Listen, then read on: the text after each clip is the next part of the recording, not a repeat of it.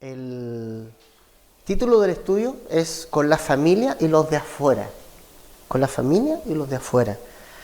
Del capítulo 12 Pablo nos ha estado escribiendo la parte práctica del libro. Es interesante que los 11 primeros capítulos Pablo los dedicó a profundizar la doctrina de la justificación por la fe. En esos 11 primeros capítulos nosotros vemos profundamente lo que significa esto, lo que es y lo que significa y los alcances para nosotros que hayamos sido justificados por la fe en Cristo.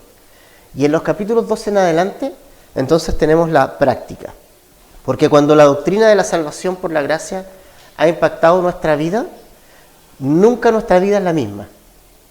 Es decir, si la gracia de Dios ha impactado nuestra vida, nunca nuestra vida es la misma. Siempre cambia. Siempre hay un cambio, siempre hay una transformación. Dios transforma nuestras vidas. Y eso también es evidente hacia nuestras relaciones horizontales. Cuando nuestra relación vertical está bien, hablamos de nuestra relación con Dios. Cuando nuestra relación con Dios está bien, está solucionado ese problema por medio de Cristo, nuestra vida entonces va a ser distinta también en forma horizontal. Y nosotros nos vamos a encontrar en esta vida con dos tipos de personas. Los cristianos, que son nuestra familia, y los no creyentes, que no son nuestra familia, pero podemos verlos como nuestros enemigos, pero en realidad también hacia ellos Pablo nos va a exhortar a cómo nosotros debemos de comportarnos. No se trata solo de que nosotros nos vamos a relacionar con cristianos, ¿ya? Esto no se trata de que nos vamos a encerrar en una iglesia y no vamos a salir más. Esto se trata de que nosotros vamos a ir a diario y vamos a estar a diario con personas, tanto que conocen al Señor como que no conocen al Señor.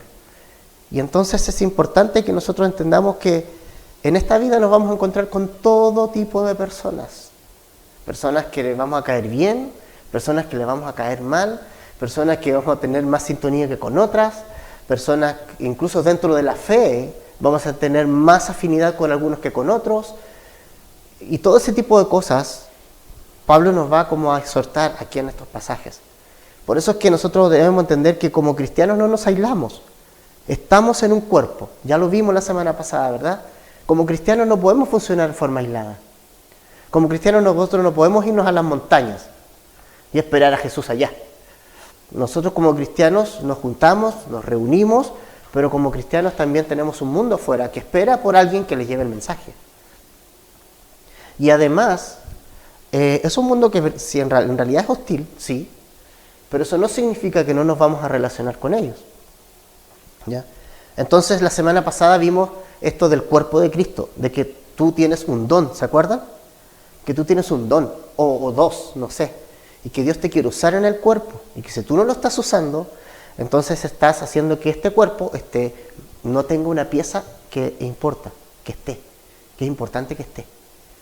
Si tú no cumples tu función en el cuerpo, entonces el que se siente es el cuerpo. Eso es lo que Pablo nos compartió la semana pasada. Y que son distintos dones. No todos son los mismos. Pero todos tienen por finalidad edificar el cuerpo de Cristo. La iglesia, su cuerpo, su iglesia. Nunca olvidando que es Cristo en la cabeza. Y hoy día, entonces Pablo se centra más también en nuestra relación con los hermanos, pero también con los de afuera, ¿ya? Vamos a leer primeramente los versos que hoy vamos a estudiar y vamos a orar. Dice: el amor sea sin fingimiento, aborreced lo malo, seguid lo bueno, amaos los unos a los otros con amor fraternal, en cuanto a honra, prefiriéndoos los unos a los otros, en lo que requiere diligencia, no perezosos, fervientes en espíritu, sirviendo al Señor, gozosos en la esperanza, sufridos en la tribulación, constantes en la oración, compartiendo para las necesidades de los santos, practicando la hospitalidad. Bendecid a los que os persiguen, bendecid y no maldigáis.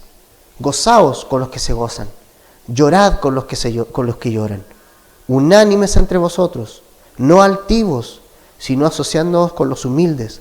No seáis sabios en vuestra propia opinión. No paguéis a nadie mal por mal. Procurad lo bueno delante de todos los hombres. Si es posible, en cuanto dependa de vosotros, estad en paz con todos los hombres. No os venguéis vosotros mismos, amados míos, sino dejad lugar a la ira de Dios. Porque escrito está, mía es la venganza, yo pagaré, dice el Señor. Así que, si tu enemigo tuviere hambre, dale de comer. Si tuviere sed, dale de beber. Pues haciendo esto, ascuas de fuego amontonarás sobre su cabeza. No seas vencido de lo malo, sino vence con el bien el mal. Padre, te pedimos que ante todas estas cosas prácticas, que nosotros las oigamos y las obedezcamos. Si hay algo, Señor, que nosotros no podemos hacer por ti, o tú no puedes hacer por nosotros en realidad, es obedecer. Esa es la parte que nos corresponde a nosotros. Te pido que seamos obedientes y demos pasos de obediencia y veamos tu gloriosa mano moverse en medio de nosotros. En el nombre de Jesús, Señor. Amén. Hay dos tipos de personas con las que nos relacionamos y entonces tenemos los primeros versículos desde el 9 al 16. Pablo se concentra en hablarnos en cuanto a nuestras relaciones horizontales, pero primero con los cristianos, con los que son de la fe, con los hermanos. Y eso está desde los versos 9 al 16. Nos comparte acerca de nuestras relaciones con la familia de la fe, nuestros hermanos y hermanas, cristianos, ¿no? Y es muy interesante notar las exhortaciones de estos pasajes, porque acá nosotros vemos verbos. Por ejemplo, ser, aborrecer, amar, preferir, servir, practicar, bendecir, gozar, llorar. Y podemos seguir. O sea, todas las palabras que nosotros vemos acá son verbos. Y los verbos implican una acción. Porque precisamente el Evangelio es acción, es práctica. El Evangelio no es teoría. No es teoría. El Evangelio es práctica. Cuando Jesús está en mi vida, el Evangelio, Él lo transforma en algo viviente, en algo vivo, en algo que se practica. El Evangelio no es un tema solo teórico. Podemos tener una excelente teología, pero el tema es si esa teología ha transformado tu vida. Si tu teología ha transformado tu corazón y te ha llevado a ser más como Jesús. Puedes tener una doctrina correcta, estando en una iglesia correcta, con una visión correcta, y aún así tu vida no ser transformada. Es importante que tú sepas eso. Y es importante que tu vida haya sido transformada por Cristo. Y entonces todos estos son verbos, revísalos. Muchos verbos que nosotros tenemos aquí, en estos pasajes. Y es muy interesante de observarlos. ¿Ya? La gracia de Dios produce estas cosas. La gracia de Dios produce acciones en nosotros. Produce cambio, produce transformación. La gracia de Dios baña nuestra vida y nuestra vida es bañada por el Espíritu Santo y nuestra vida cotidiana es bañada por la gracia de Dios.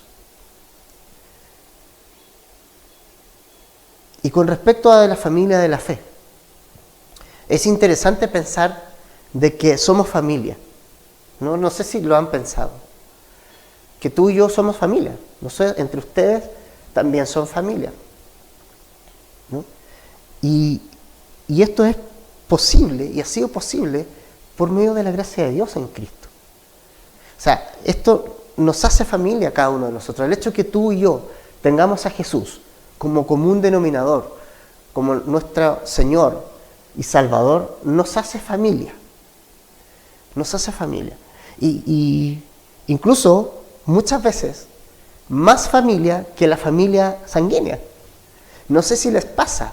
A veces pasa que tenemos mucho más, a lo mejor, a veces, No digo que sea todos los casos, pero cercanía con la familia de la fe que con la familia sanguínea muchas veces, muchas personas, ¿no? Entonces, y esto es muy importante entenderlo, somos una familia. En una oportunidad a Jesús lo fueron a buscar y le fueron a decir que su hermana y sus hermanos y su madre estaban afuera esperándolo, ¿se acuerdan? Puede anotar el pasaje, está en Mateo capítulo 12, verso 27. Y a Jesús le preguntaron allí, y le dijeron, mira, te están esperando afuera tus hermanos y tu madre. Y él respondió, ¿quién es mi madre? ¿Quiénes son mis hermanos? Es decir, ¿quién es mi familia? ¿No? ¿Quién es mi familia realmente? Eso fue lo que Jesús estaba hablando. Y él miró en ese momento a sus discípulos, con los que estaba compartiendo ahí. Y él les mostró a los discípulos y le dijo, he aquí mi madre y mis hermanos. Aquí está mi familia. Aquí está mi familia. Ellos son mi familia. Porque todo el que hace la voluntad de mi Padre, dijo Jesús, que está en los cielos, ese es mi hermano, esa es mi hermana, esa es mi madre. Es decir, esa es mi familia. El que hace la voluntad de mi Padre es mi familia. ¿Entiendes? Qué importante lo que Jesús nos dice. Qué importante la enseñanza. Qué importante es entender que Jesús es nuestro Señor, pero que también Él a nosotros nos ve como familia. Nos ve como un cuerpo y somos una familia con Él. Y tú y yo en Cristo somos esta familia. Y es re loco porque somos personas que venimos de distintos contextos. O sea, no tenemos nada que ver, no tenemos padre y madre común. O sea, carnalmente hablando. De sangre no tenemos la misma sangre, no tenemos la misma crianza. Vivimos en contextos muy distintos. Imagínate, mirándonos nosotros solamente, así aquí como nosotros, como iglesia local, cuán diferentes somos. O sea, mira a los que están enfrente tuyo, míranos a nosotros, cuán distintos somos unos de otros. Criados de manera tan distinta, de culturas distintas, aún estando en el mismo iglesia, ¿no? Algunos se criaron en el norte con culturas distintas, nosotros en el sur con otra cultura, con otra comida, totalmente diferente, pero es loco que seamos tan distintos y que podamos ser familia. Es súper loco. Pero es grandioso, o sea, pensar, y hermanos que son de otra raza. Entender que también hay cristianos en todos lados del mundo, con color de piel distinto, con todo distinto. Pero somos familia, es re loco pensar eso. Y que como familia podemos amarnos y podemos ser uno. Y eso es lo que Pablo nos está diciendo acá, nos va a hablar de esta familia que tenemos. Y de cómo debemos nosotros entonces comportarnos como un miembro de esta familia. Lo que se esperaría de un miembro de esta familia. Y dice que el amor es lo primero, que lo que dice Pablo acá. El amor sea sin fingimiento. La base de nuestras relaciones como familia en Cristo, la base, la marca y lo que está a la base es el amor. Eso debe ser. O sea, todo lo demás está edificado sobre el amor de Dios. Y ¿sabes qué dice? El amor sea. O sea, da por hecho que hay amor. ¿No? El amor sea. El amor debe darse. Es lo que Pablo nos está diciendo, sí o sí dentro de una familia llamada cristiana, llamada iglesia, cuerpo de Cristo. El amor sea sin fingimiento. Y es interesante la palabra fingir, porque quiere decir sin hipocresía, sin actuación, algo que es real y auténtico, no una cosa que yo estoy fingiendo o actuando, ¿no? Y fingir viene el significado es hipocresía, e hipocresía viene también de la raíz de actor, de un actor, ¿no? Que se cambiaban las máscaras, que fingían ser un personaje que no eran. Esa raíz tiene esta palabra, entonces eso es fingimiento. Es ponerme una máscara y ponerme esa máscara de cristiano a veces. Pero no es una máscara que tú te pones a veces. Es lo que eres.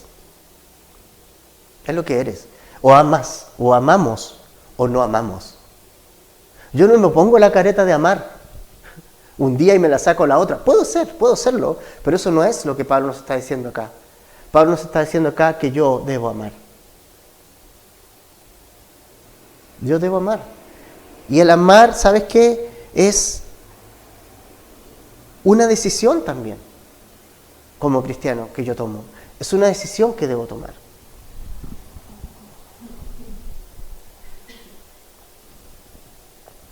El amar, sin hipocresía, real.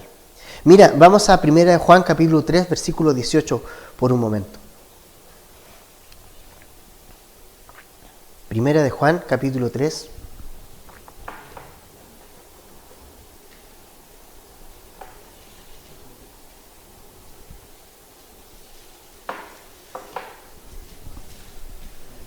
Versículo 18. 1 Juan 3, 18. Dice, hijitos míos, no amemos de palabra ni de lengua, sino de hecho y en verdad. Hijitos míos, me encanta cómo habla Juan. Siempre así, hijitos, ¿no? Hijitos, con cariño, con aprecio. Pero te las decía así, pero pan vino. Juan era el profeta amoroso, pero qué claro era, ¿no? Y acá nos está diciendo, hijitos míos, ¿quién no va a atender a esa enseñanza después de esa gran introducción? Hijitos míos, no amemos de palabra ni de lengua, sino de hecho y en verdad. Es decir, no finjas amar, ama como amó Jesús. Ama como Él. Y para amar como Él, tienes que acercarte a Él. Mientras más nos acercamos a Jesús, más amamos como Él. ¿Quieres arreglar tu relación matrimonial? ¿Quieres arreglar tu relación con la familia? ¿Quieres amar a tu familia? ¿Hay dramas con tu familia? ¿No amas a alguien? Acércate a Jesús. Porque mientras más cerca estés de Jesús, más vas a amar como Jesús. No hay mejor amor que puedes dar que el que Jesús da. Y eso va a llegar a tu vida mientras te acercas a Jesús. Mientras más te acerques a Jesús, más vas a amar como Jesús. Eso es muy importante. El amor de Jesús era auténtico, real, sin máscara, sin hipocresía. Después también dice Pablo que nuestro amor debe ser un amor fraternal. Dice, verso 10, amaos los unos a los otros con amor fraternal. Amor fraternal quiere decir un amor consciente de que somos familia. Un amor de familia, un amor afectuoso. ¿No? Y para preferirnos además unos a otros. También dice Pablo allí, en el verso 10, prefiriéndoos los unos a los otros. ¿Sabe lo que significa preferir? En el griego, en el original, quiere decir ir delante y conducir. Ir adelante o ir delante y conducir. Se usa en el sentido de tomar la delantera para atenderse unos a otros. O sea, es el que toma la acción, ¿no? Y no espera que otro lo haga. Simplemente es eso. No decir, oye, tenemos que hacer algo, oye, hay que hacer algo. No, hazlo. Eso es preferirse. Es hacerlo. Y no esperar ni mirar a otro que lo pueda hacer. Eso es preferirse unos a otros. Es decir, ir adelante, conducir, es decir, tomar el volante y hacerlo, ¿me entiendes? Estás viendo una situación en tu hermano, estás viendo una situación en una familia. Toma el volante. Toma el volante. Y haz lo que tienes que hacer. Es lo que Pablo nos está diciendo acá. Prefiriéndonos, tome la delantera, no esperando que alguien más lo haga por mí. Simplemente hacerlo. Simplemente hacerlo. Ahora, ¿habrá gente que no lo va a hacer? Probablemente, pero eso no es tu problema. Tu tema es que tú tienes que hacerlo. Es tu responsabilidad. El cristianismo es una cosa que tú tienes que vivir de manera personal. No en base a lo que haga el otro o no haga el otro. Recordemos que individualmente vamos a estar parados delante del tribunal de Cristo. Esto no se trata, a ver, voy a llamar a la iglesia de Capilla Calvario acá, venga toda la iglesia de Capilla Calvario acá. Toda la iglesia de Capilla Calvario Temuco, venga acá, los vamos a juzgar a todos por grupo. El Señor va a llamar a cada uno de nosotros. No sé cómo lo iré a hacer. ¿Ya? Ojalá sea por apellido, porque a mí siempre me toca al final. No sé cómo lo iré a hacer. Pero nos va a llamar. Y nos va a pedir cuentas a cada uno de nosotros, ¿no? Y cómo nosotros también tratamos a la familia de Dios. Ahora, hay algo ahí entre medio que me llama mucho la atención en el verso 9. Aborreced lo malo, seguid lo bueno. Qué fuerte. Puede parecer. Es súper extremo esto, ¿no? Puede parecer súper radical. Y es súper radical la enseñanza que Pablo nos da. Aborreced lo malo. Es decir, lo que Pablo nos está diciendo, que hay cosas que son buenas y hay cosas que son malas derechamente. No tenemos un punto neutral, ni depende del contexto o depende de la cultura. Pablo nos está hablando de lo que es bueno para Dios y lo que es malo para Dios. Y Pablo nos dice, aborreced lo malo. ¿Sabe lo que significa aborrecer en el original? La palabra es, mire, es apostugeo. Stugeo es odiar. Y la palabra es apostugeo. ¿Y sabe qué? El término apo, o la preposición anterior, que es apo, es estremecimiento. Estremecimiento, estremecerse. O sea, el término es súper fuerte. Porque es como odiar con estremecimiento. No quedar impávido, quedar sumamente choqueado.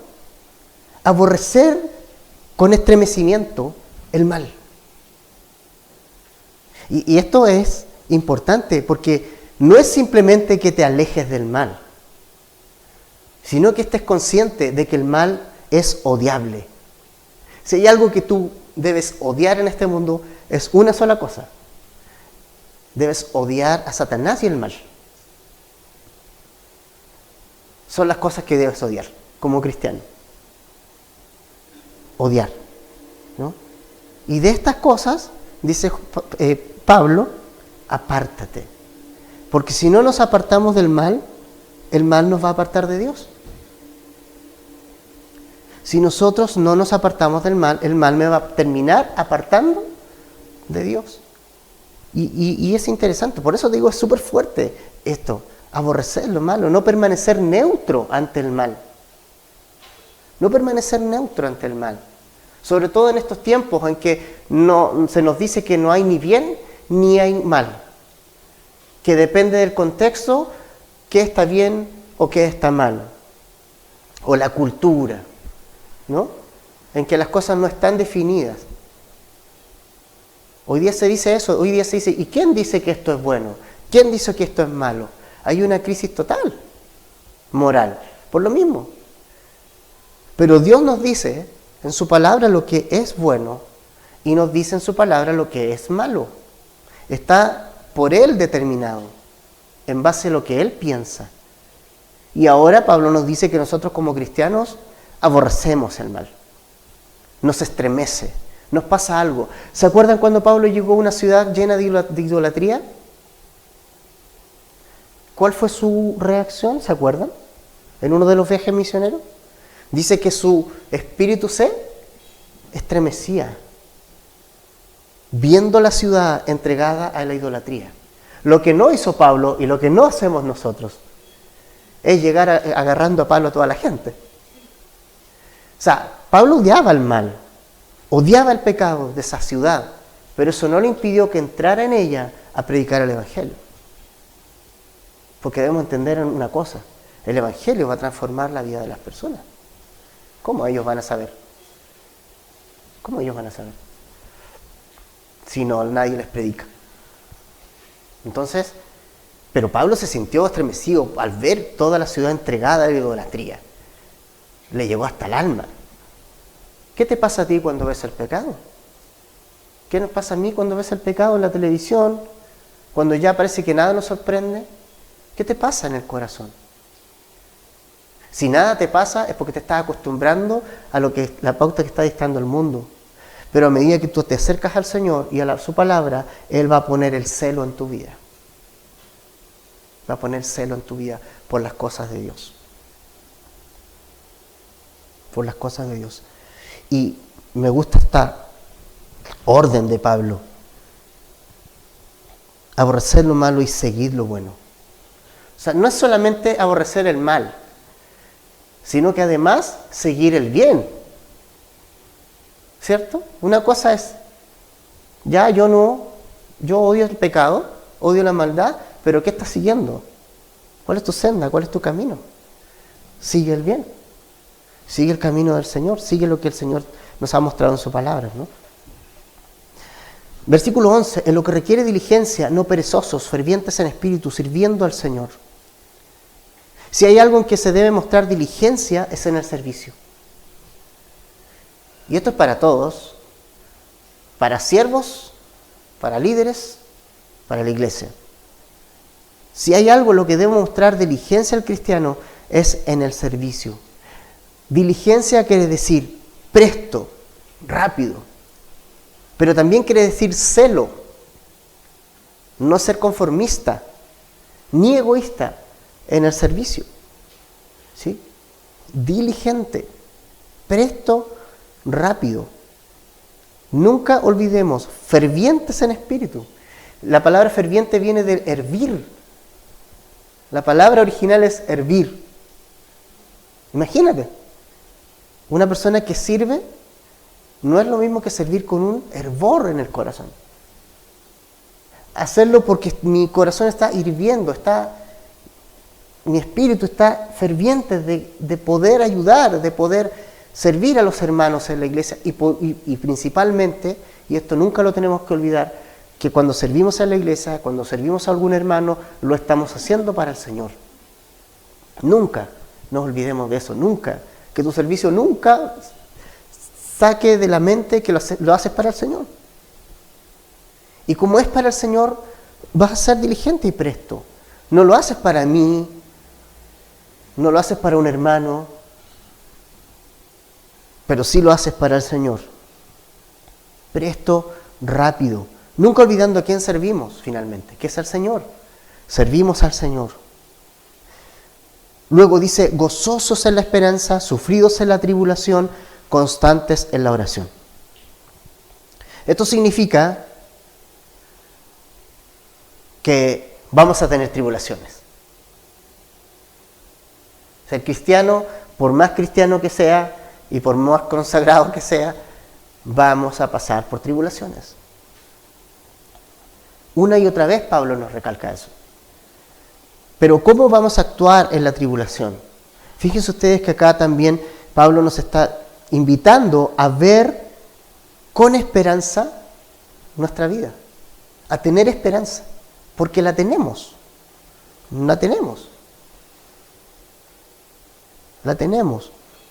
Podemos ver las tribulaciones bajo los ojos de Jesús. Y si miramos las tribulaciones bajo los ojos de Jesús, y podemos ver que tenemos esperanza, podemos ver que las tribulaciones son temporales, eso va a cambiar nuestra perspectiva de vida. El mirar las tribulaciones con los ojos de esperanza, con los ojos de Jesús, nos va a cambiar la perspectiva de nuestra vida. Vamos a vivir en fe. ¿Sabes qué? Hay dos casos en el Antiguo Testamento que calzan perfectamente en este tipo de personas. gozosos en la esperanza, sufridos en la tribulación. Josué y Caleb, no sé si han escuchado su historia. En una oportunidad enviaron 2 espías a la tierra prometida, ¿se acuerdan? Entre esos 2 espías estaban Josué y Caleb. Fueron a ver la tierra y claro, ellos vieron una tierra maravillosa, fluía leche y miel, me imagino yo, vieron la riqueza de esa tierra en cuanto a la agricultura, todos los frutos que ahí habían, la grandeza de esa tierra. ¿Ya? Pero hubieron 10 que vieron no solo eso, vieron enemigos. Ahora, no es que Josué y Caleb no los hayan visto, también los vieron. O sea, vieron enemigos, los 12. Los 10 vieron enemigos fuertes y desmayaron su corazón. ¿Por qué estaban mirando con ojos humanos?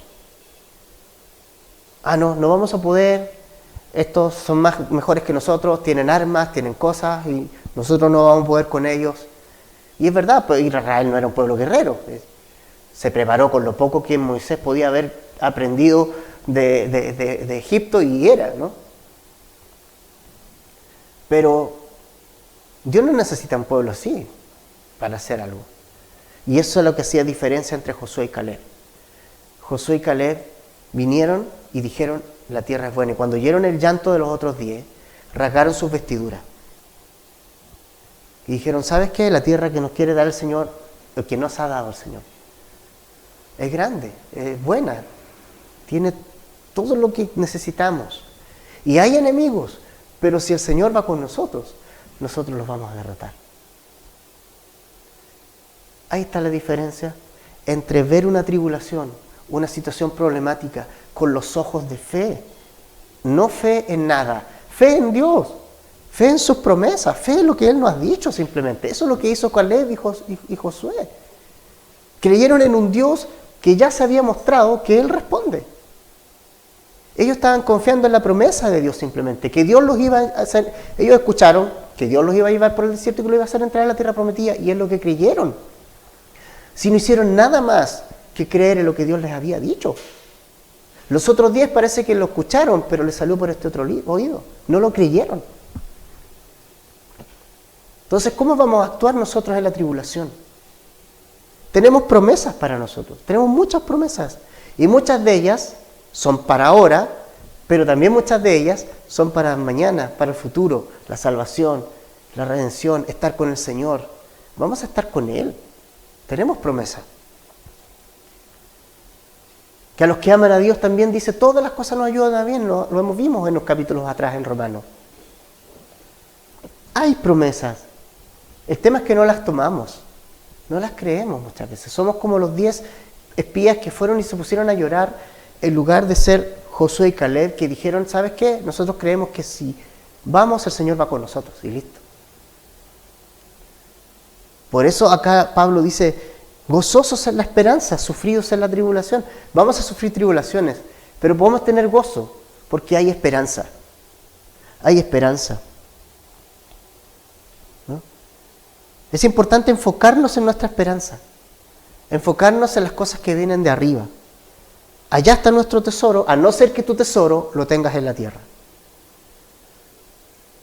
Porque si tu tesoro lo tienes en la tierra, ese tesoro va a perecer, va a morir.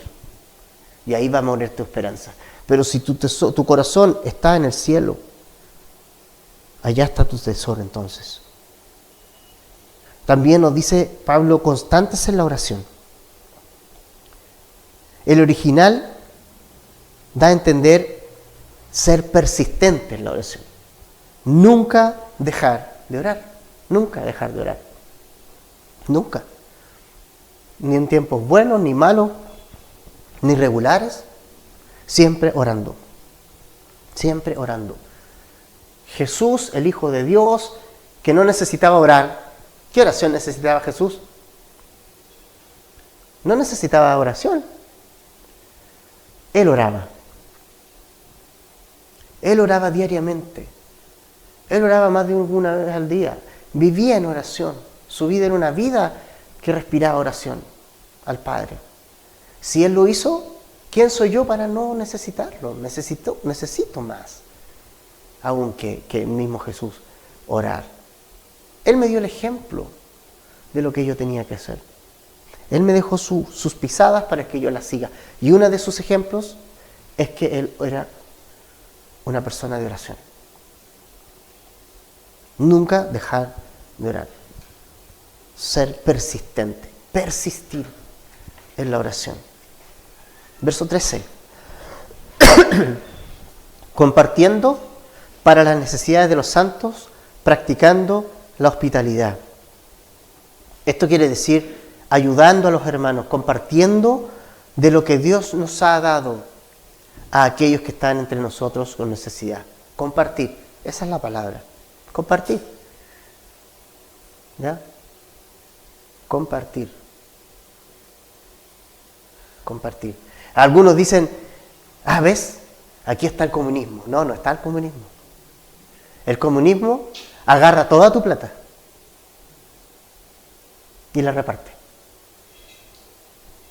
El Señor dijo, de lo que yo te he dado, tú compartes. El comunismo dice, presta para acá.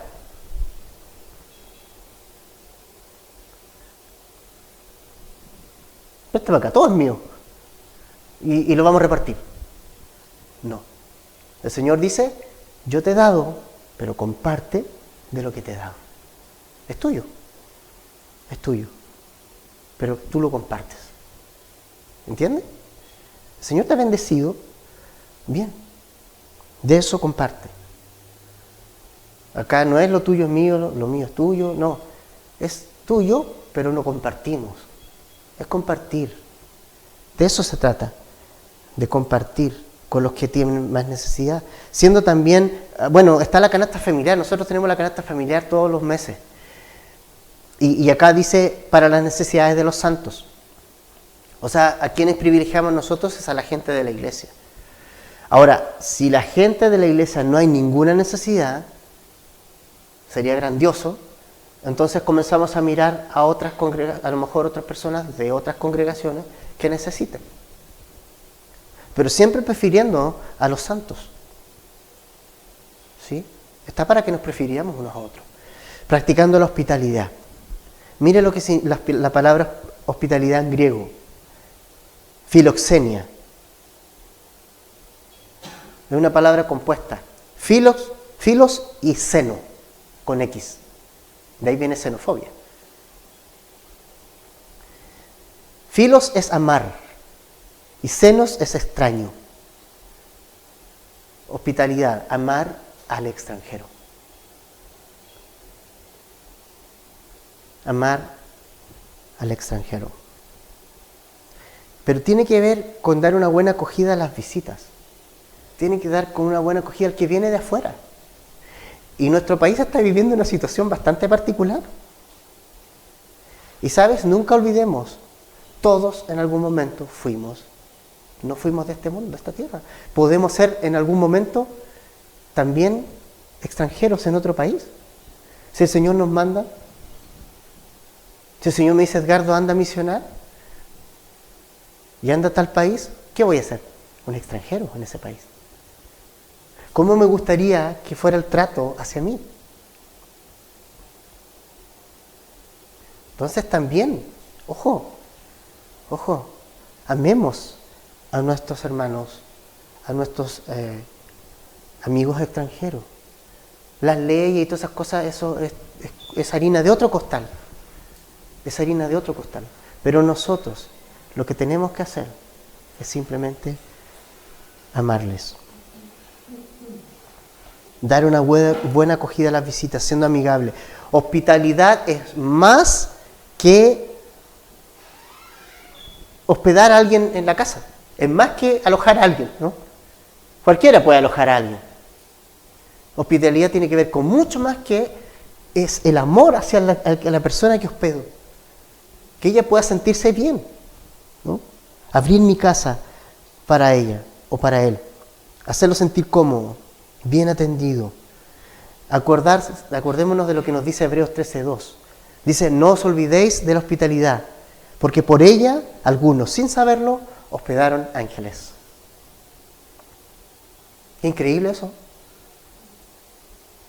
Personas que hospedaron ángeles y no sabían que eran ángeles. Los hospedaron como personas, pero eran ángeles.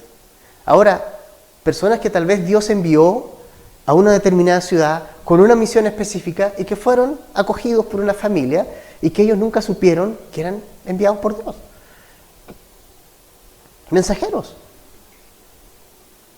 Entonces, la puerta de nuestra casa debe estar abierta, pero más que en la puerta de nuestra casa, la puerta de nuestro corazón debe estar abierta. O sea, si yo abro la puerta de mi corazón, también voy a abrir la puerta de mi casa. Bendecid a los que os persiguen. Verso 14, bendecid y no maldigáis. Queramos o no queramos, van a haber personas con las cuales no vamos a tener simplemente sintonía, no sé cómo llamarlo, ¿verdad? Que tal vez incluso intentarán hacernos daño, de alguna manera. Aún es posible incluso dentro de la familia de la fe que se dé esto. Y sabes que el Señor me ministró mucho por esto. A veces decimos, no, que en esta iglesia. ¿Sabes qué? A la iglesia que usted vaya van a haber problemas. A la que vayas. Entre líderes, con otra iglesia del mismo nombre en otro lado. O sea, donde uno vaya. Porque somos humanos. No hay iglesia perfecta. Pero aquí está nuestra actitud. Bendecid a los que os persiguen. Es una enseñanza que Jesús también enseñó, ¿o no? ¿Qué dijo cuando estaba en la cruz? De la gente que se estaba burlando de él. ¿Qué dijo? ¿Cuál fue su reacción? ¿Envíale fuego? Dijo, Padre, perdónalos porque no saben lo que hacen.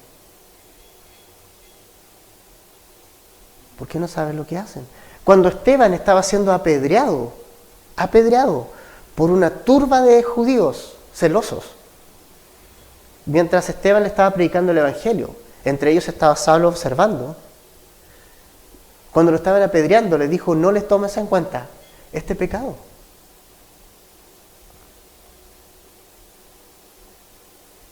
O sea, el impacto de Jesús en la vida de una persona hace eso. No tiene otra explicación. Entonces tú miras este pasaje y dices, yo no lo puedo hacer. Yo tampoco. Por eso necesito a Jesús. Por eso necesito ir a Jesús y tú necesitas ir a Jesús. Por eso necesito de Él cada día, porque lo necesito para que esto pase. Para que venga el fruto a mi vida. ¿No? Siempre Jesús respondió con bendición, a pesar de que lo maldecían. Verso 15, gozaos con los que se gozan, llorad con los que lloran. Esto es identificándonos con nuestros hermanos, sean que estén gozosos o tristes, que participemos de las alegrías de algunos, las tristezas de otros. Esto es empatía. Empatía. Ponernos en el lugar del otro. Jesús enseñó eso. Esto no tiene que ver con las ciencias sociales. A mí me da risa porque veo de repente cosas que dijo Nietzsche y otras personas escrito en la muralla, amémonos los unos a los otros. Jesús lo dijo hace 20.000 años atrás, pero a él no lo escuchan. Son poco originales. La empatía la enseñó Jesús. Jesús nos dijo, pongámonos en el lugar de otro. Gocémonos con los que gozan, llorar con los que lloran. Oh, me llama la atención, porque no es solo llorar con los que lloran. Ay, ¿qué te está sufriendo? No, si hay alguien que está contento y que también nuestra alegría sea la de él. ¿Entiendes? Es identificación con los hermanos. Alegrarnos cuando alguien del cuerpo le va bien también. Y llorar cuando también hay motivos para hacerlo. ¿Ya? El mundo acompaña cuando hay alegrías, ¿no va? Yo me acuerdo. Cuando había alegría, andaban todos los amigos ahí, cuando tenía plata y podía invitar, venían todos los amigos. Pues. Después, algún problema, alguna dificultad, ¿ya? Nadie. Porque la filosofía del mundo es así. Yo te acompaño, pero en las buenas. No debe ser así entre las familias de la fe. Yo te acompaño en las buenas, pero también te acompaño en las malas. Así debe actuar un cristiano y debemos actuar nosotros. 16. Unánimes entre nosotros, no altivos, sino asociándoos con los humildes. No seáis sabios en vuestra propia opinión. Unánimes. Unánimes. De un ánimo. En la misma página. En la misma página. Asociándonos con los humildes. Es decir, siendo humildes. Siguiendo el ejemplo de Jesús. En Filipenses 2, 5 al 8, pueden anotarlo, dice, haya pues en vosotros este sentir que hubo en Cristo Jesús. ¿Y cuál es el sentir que hubo en Cristo Jesús? El cual, siendo en forma de Dios, no estimó el ser igual a Dios como cosa que aferrarse, sino que se despojó a sí mismo, tomando forma de siervo, hecho semejante a los hombres, y estando en la condición de hombre, se humilló a sí mismo, haciéndose obediente hasta la muerte y hasta la muerte de cruz. ¿Cuál fue el sentir que hubo en Cristo Jesús? Siendo Dios, creador de todo, el rey del universo, quiso ser hombre. Y siervo. Y murió. Y obedeció. Ese sentir debe haber en nosotros, el mismo. No altivos. ¿Quién eres tú? ¿Quién soy yo? ¿Somos más que Jesús? Somos nada. No tenemos nada de que presumir. Nada. Asóciate con los humildes. Esto es como en el curso cuando decía, si quieres ser bueno en matemáticas, júntate con el que le va bien en matemáticas, siéntate al lado y aprende. Esto es lo mismo. Si quieres ser humilde, deja de seguir a personas altivas, soberbias y júntate con personas humildes. Asóciate con ellos. Asóciate, júntate, únete a ellos. Una persona humilde es capaz de escuchar el consejo del Señor, el consejo de un hermano. No desecha el consejo de un hermano. No dice quién es este para que me venga a hablar. Es tu hermano. Es tu hermano. Es tu hermano. El sentir de Jesús fue humillándose siendo el rey. ¿Quiénes somos nosotros para no hacerlo? Y tampoco siendo sabios en nuestra propia opinión. Proverbios 3:7 dice, no seas sabio en tu propia opinión, teme a Jehová y apártate del mal. No ser sabio. O sea, tú no te las sabes todas. Yo tampoco. ¿Sabes? Yo no me las sé. Aparento como que me las sé por ser pastor, pero no me las sé. No me las sé todas. No, hermano, necesitamos del consejo de nuestro hermano. Ahora, con los de afuera. ¿Cómo tenemos que ser con los de afuera? Verso 17, vamos avanzando. No paguéis a nadie mal por mal, procurad lo bueno delante de todos los hombres. Es muy probable que del mundo recibas el mal. O sea, es muy probable. Es muy probable. Ellos no tienen a Jesús. Es muy probable.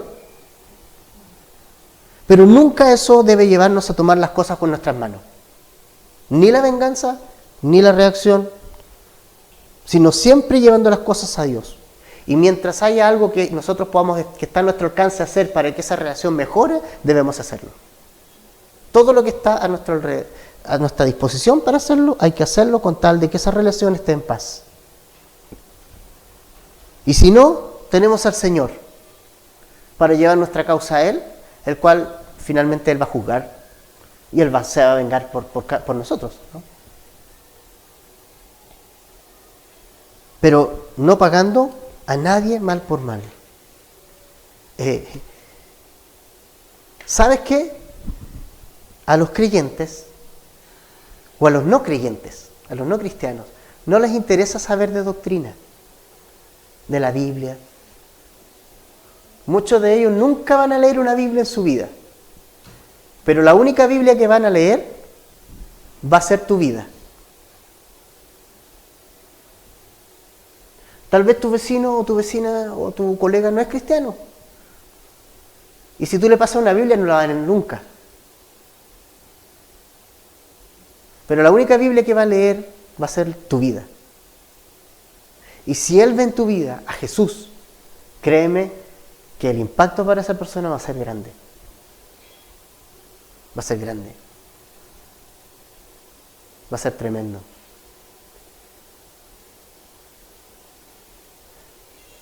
Va a ser tremendo. ¿Sabe quién estaba mirando cuando, volviendo a Esteban, le estaban apedreando? Era Saulo. Desde ese momento, el Espíritu Santo empezó a trabajar en Saulo. En gran medida, esas últimas palabras de Esteban calaron profundo en el corazón de Saulo de Tarso. Y cuando se le presentó a Jesús, dijo, al tiro que sí. Jesús le dijo, no des cosas contra el aguijón. O sea, algo estaba pasando dentro del corazón de Pablo ya. Pablo vio en Esteban el ejemplo de Cristo viviente. Entonces tal vez la única Biblia que lean tus vecinos o colegas o tus enemigos es tu vida. ¿No? Entonces, el ejemplo de Jesús debemos seguirlo siempre. Primera de Pedro 2, 21 al 24 dice, pues para esto fuisteis llamados, porque también Cristo padeció por nosotros, dándonos ejemplo para que sigáis sus pisadas, el cual no hizo pecado, ni se halló engaño en su boca, quien cuando le maldecían, no respondía con maldición, cuando padecía, no amenazaba, sino encomendaba la causa al que juzga justamente, quien llevó él mismo nuestros pecados en su cuerpo sobre el madero, para que nosotros, estando muertos a los pecados, vivamos a la justicia, y por cuya herida fuisteis sanados. Cuando veas que algo es injusto para ti, mira a Jesús. Si piensas que te odian y es injusto lo que estás pasando, mira a Jesús. ¿Qué más injusto que llevar tus pecados? ¿Qué más injusto que Él lleve mi pecado? Eso sí que era injusto, porque Él no tenía la culpa. Yo sí, ¿o no? Pero gracias a que Él llevó mi pecado, Él me sanó. Mis heridas fueron sanadas. ¿Entiendes? Imagínate lo que tú puedas hacer en la vida de una persona que no conoce al Señor, si tu vida es el ejemplo de Cristo. ¿Te fijas? Así que, dice el verso 20, si tu enemigo tuviere hambre, dale de comer. Si tuviere sed, dale de beber. Pues haciendo esto, ascuas de fuego amontonarás sobre su cabeza. No seas vencido de lo malo, sino vence con el bien el mal. Es decir, nuevamente esto nos lleva al ejemplo de Jesús. Con esto terminamos. Vamos a Mateo 5, 38 al 45. Mateo 5, del 38 al 45.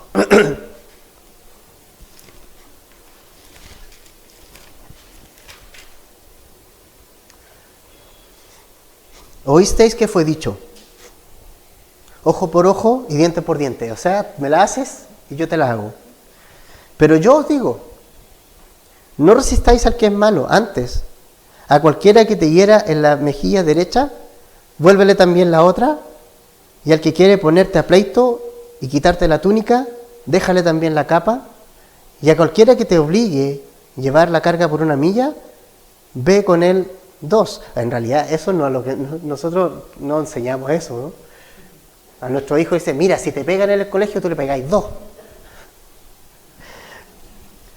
Dice, el que te pida, dale, y al que quiera tomar de ti prestado, no se lo rehuses. Oíste que fue dicho, amarás a tu prójimo y aborrecerás a tu enemigo. Pero yo os digo, amad a vuestros enemigos, bendecid a los que os maldicen, haced bien a los que os aborrecen, y orad por los que os ultrajan y os persiguen, para que seáis hijos de vuestro Padre que está en los cielos, que hace salir su sol sobre buenos y malos, y que hace llover sobre justos e injustos. Palabras de Jesús. Palabras de Jesús. ¿A quién? A sus discípulos. No a los de afuera. A sus discípulos. A sus discípulos, a nosotros. Hermanos, el Evangelio es práctica. Esto es lo que quiere el Señor de nuestra vida. Que vivamos así. Esto quiere el Señor. O sea, anda buscando la voluntad de Dios. Ahí está. Haga eso. No busques cosas donde no las hay. Esto es lo concreto. Esto es lo que hay que hacer. En la vida cristiana no es elevada. A ver, no, que es una cosa sin forma que está ahí arriba. Voy a pisar entre nubes y hablar raro todo el día. No, esta es la vida cristiana. Esta es. El trato que tú le das a tu hermano, el trato que tú le das a tu familia, el trato que tú tienes con tus enemigos, cómo respondes, eso muestra si eres cristiano o no lo eres. No si vienes a la iglesia todos los domingos con tu Biblia debajo del brazo, no, estas cosas son las que finalmente son la evidencia de que la gracia de Dios ha bañado nuestra vida. Vive la vida cristiana, con tus hermanos, con los de afuera, vivamos para Jesús. Vamos a orar. Y Señor, gracias por esta mañana, Señor, porque tú nos has hablado de una